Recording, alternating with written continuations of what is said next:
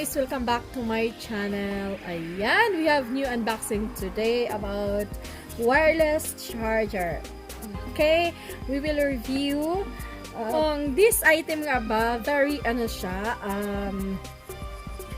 money guarantee nga ba siya kung bibili tayo nito. So, ito nga guys, I just want to review, i-unboxing sa inyo kung very kung sulit nga ba yung perang gagastusin natin sa wireless charger na ito. So, yung model niya, ito yung sikat, Wopo, bali branded, original din siya. Ayan, ang model niya is HW08. So, let's do it. And I will try guys kung anong phone lang ba ang fit sa wireless charger na ito. So, ayan, assemble na natin guys. Ito lang yung mukha niya. So, bali walang cord. So, bali yung cord niya is micro USB. Then, dito mo siya i-attach. Ayan. Then, i-plug natin.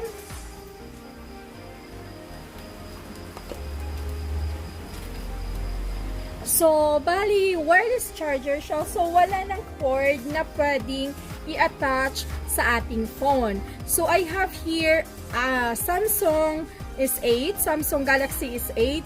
Ita-try natin kung nagpa-function nga ba siya or nagcha-charge siya once na may casing siya.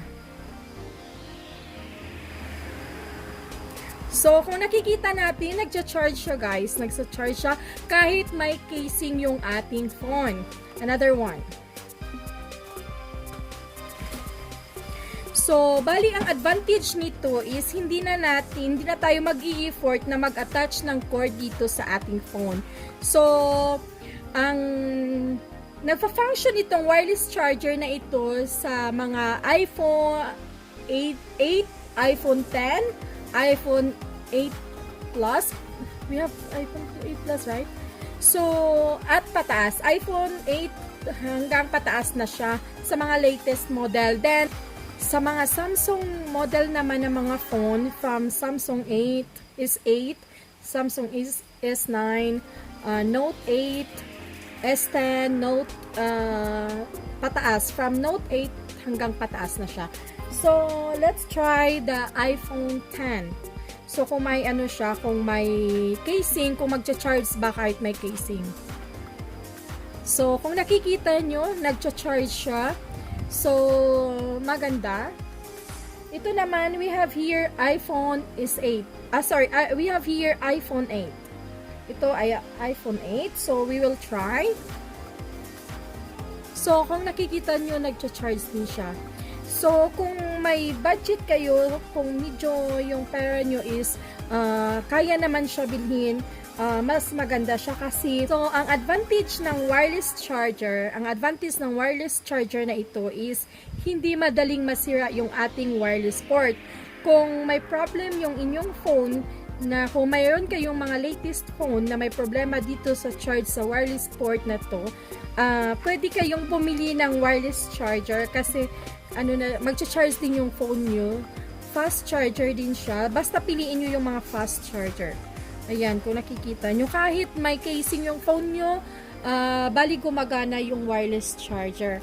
So, ito din. Ayan. So, in overall, I love this item. I love this product.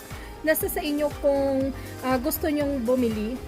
So, I will comment guys. I-include ko sa description box yung model ng wireless charger na to. Bali, for me, I recommend this kind of wireless charger, yung Wopo, kasi medyo original siya. Na-try ko na din yung mga Wopo charger. Ang quality niya is maganda. And once again guys, thank you so much for watching my videos, my unboxing, and my YouTube reviews. I have playlist also guys kung gusto nyo pang malaman ang different unboxing ko and review and tutorial about YouTube guys. Please don't forget to subscribe if you are not yet, and do like and hit the bell button. And thanks again guys. See you to my next video. Bye bye.